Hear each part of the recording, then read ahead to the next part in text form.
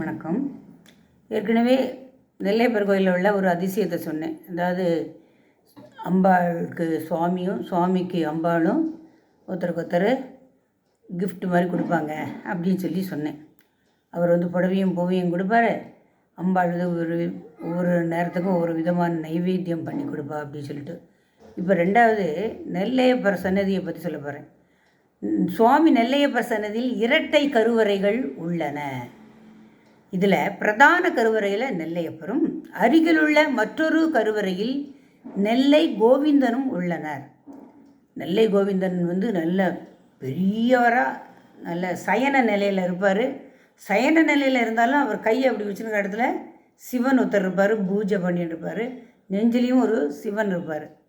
இதில் நெல்லை கோவிந்தன் சயன கோலத்தில் சிவனை பூஜிப்பது போல அமைக்கப்பட்டிருக்கிறது. வைகுண்ட ஏகாதசி என்று சிறப்பு பூஜைகள் நடைபெறும்.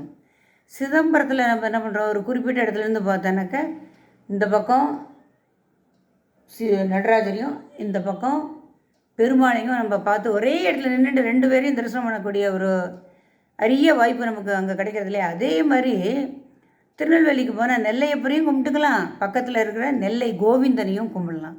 அது எல்லாமே சந்தனம் பூசப்பட்டிருக்கும். அந்த சுவாமி மேலே நீங்கள் பார்த்தேன்னா போகிறோம், ஃபுல்லாக சந்தனம் பூசி தான் அதில் இருக்குது. இந்த ரெண்டு சன்னதியும் அருகருகே இருக்கிறனால ஒரே நேரத்தில் இவரை கும்பிட்டுட்டு டக்குன்னு இவரையும் கும்பிடலாம்.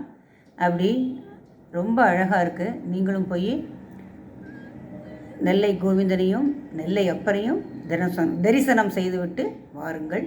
வணக்கம்.